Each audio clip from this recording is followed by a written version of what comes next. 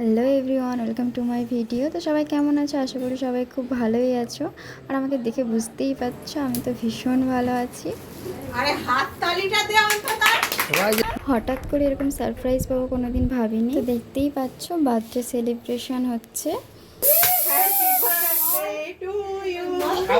এই first time বাড়িতে আমার এভাবে জন্মদিন সেলিব্রেট করা হচ্ছে। তো এই অ্যারেঞ্জটা আমার ভাই করেছে, তো অনেক অনেক থ্যাংক ইউ। আমি প্রচুর খুশি হয়েছি আর অনেক ভালোবাসা তোকে ভাই। তো পাশের বাড়ির কয়েকজন বাচ্চা আর আমরা ভাই বোনেরা ছিলাম।